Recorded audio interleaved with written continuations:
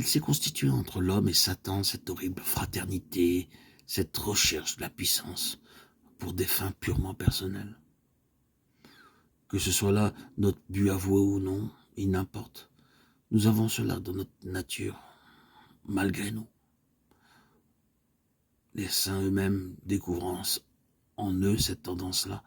Quand Dieu les fait prospérer, quand Dieu accumule sur eux ses bénédictions, ils s'aperçoivent que dans la vieille nature, il y a toujours cet ennemi et honté qui n'hésiterait pas à s'emparer des grâces même de Dieu pour les exploiter à son profit et s'en faire une gloire personnelle.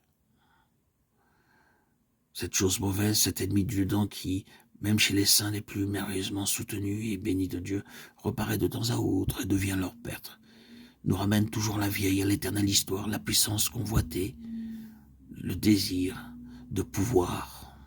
C'est là, répétons-le, l'objectif suprême de Satan.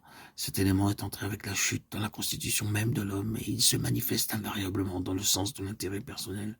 Il y a là quelque chose de tellement profond, de tellement subtil, de tellement secret que nous ne parviendrons jamais, ni vous, ni moi, frères et sœurs en Christ bien-aimés, à en toucher le fond.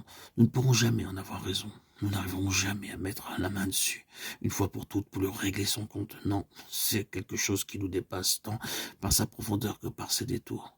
Ce désir d'être fort, d'être puissant, se manifeste sous des dehors qui sont parfois si habilement camouflés qu'ils réussissent à nous donner le change et à se faire prendre pour légitime.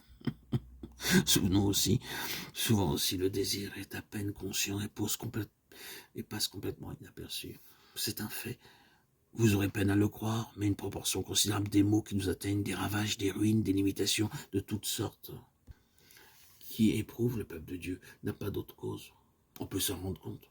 Si on veut bien se donner la peine d'aller au fond des choses.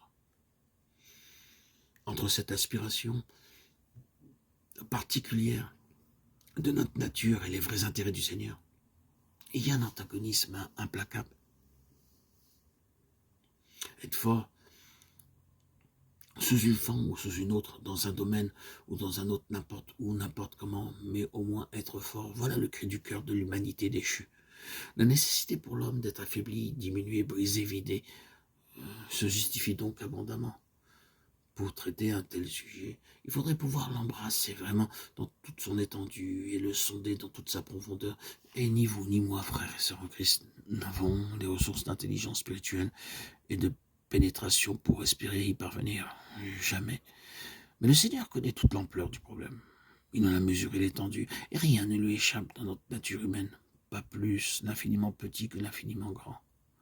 Or, c'est lui, lui-même, qui est allé à la croix pour entraîner dans sa mort notre nature déchue.